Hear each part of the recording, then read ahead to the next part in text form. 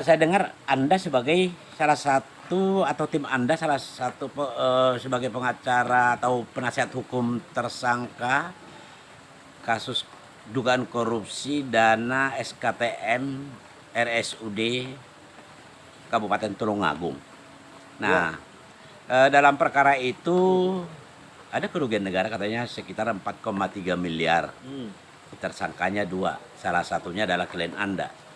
Nah, dakwaan sangkaan apa yang disangkakan oleh penyidik Kejaksaan Negeri Tulungagung terhadap klien Anda dan kewenangannya sebagai kewenangan klien Anda dalam kasus ini apa? justru itu Bang yang saya bingung. Menurut informasi dari klien kami, sebagai wakil direktur dia hanya melaksanakan apa yang sudah diperintahkan oleh direktur, sudah dia jalankan semua.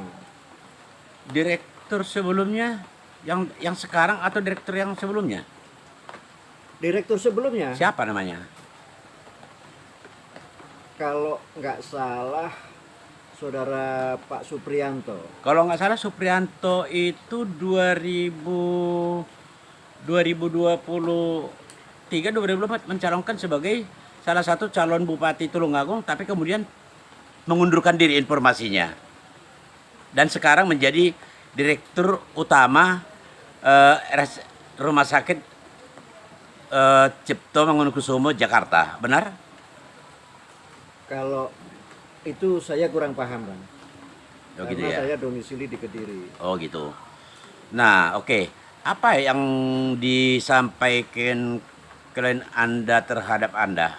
Tapi sebelum itu saya mundur dulu ke belakang. Sejak kapan Anda sebagai penasihat hukum eh, salah satu tersangka yang menjabat sebagai wakil direktur umum dan keuangan ya? Ya, Oke. Sejak kapan Anda menerima kuasa atau sebagai penasihat hukum tersangka?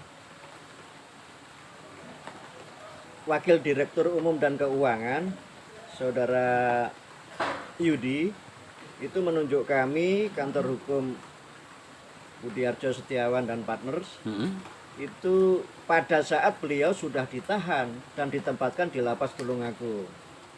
Jadi pemeriksaan penyelidikan maupun tahap awal penahanan kami belum menerima kuasa, Bang. Tidak tahu atau disampaikan nggak kira-kira siapa yang mendampingi Pak Yudi ini dulu diperiksa sebagai tersangka kemudian dilakukan penahanan sebelum ke Anda? Saya kurang paham, Bang. Nggak nanya itu ke tersangka? Klien kami menyampaikan belum didampingi oleh kuasa hukum saat itu. Oke, menurut Anda, apakah seorang tersangka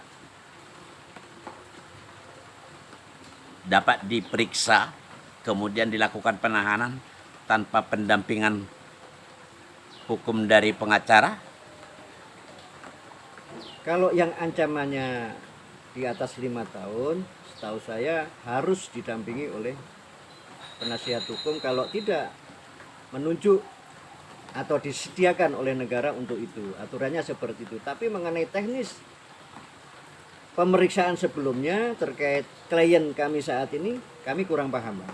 Artinya ketika Anda menerima kuasa dari tersangka Yudi yang sudah ditahan saat itu, Ya, apakah Anda menanyakan siapa dulu pengacaranya supaya dicabut terlebih dahulu surat kuasa itu agar tidak menyalahi kode etik advokat?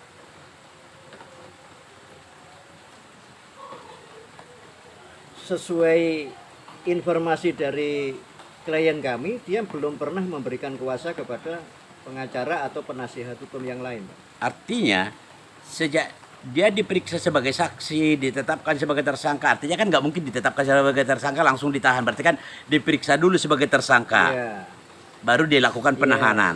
Nah, Artinya mulai diperiksa sebagai saksi, mulai dari kasus ini dari penyelidikan sampai ke penyidikan, kemudian dilakukan penahanan oleh penyidik Kejaksaan Negeri Tulungagung. Tersangka ini belum pernah sama sekali memberikan kuasa kepada advokat? Informasi dari klien kami belum. Belum. Belum.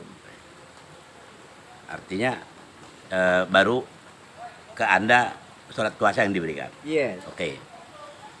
Selama Anda menjadi kuasa hukum tersangka, apakah Anda sudah pernah mendampingi tersangka ini diperiksa oleh penyidik Kejaksaan Negeri Tulungagung? Belum pernah.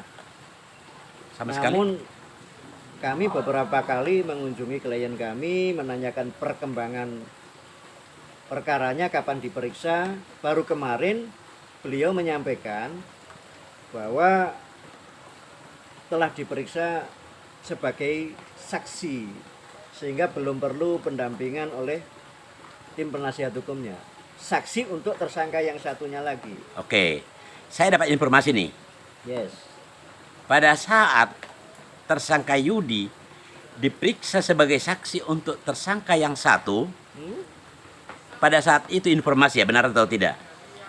Pada saat itu penyidik juga meminta keterangan tambahan Yes. dari tersangka Yudi. Apakah tersangka pernah cerita itu? Belum, saya belum dapat informasi. Coba minggu depan saya konfirmasi kepada klien kami. Oke, Kalau memang itu benar, berarti pemeriksaan ini cacat hukum, Bang. oke. Pasal berapa yang disangkakan ke klien Anda? Pasal 2, pasal 3 Undang-Undang Tindak Pidana Korupsi, Bang. Oke. Dia artinya klien Anda sebagai wakil direktur umum dan keuangan Yes.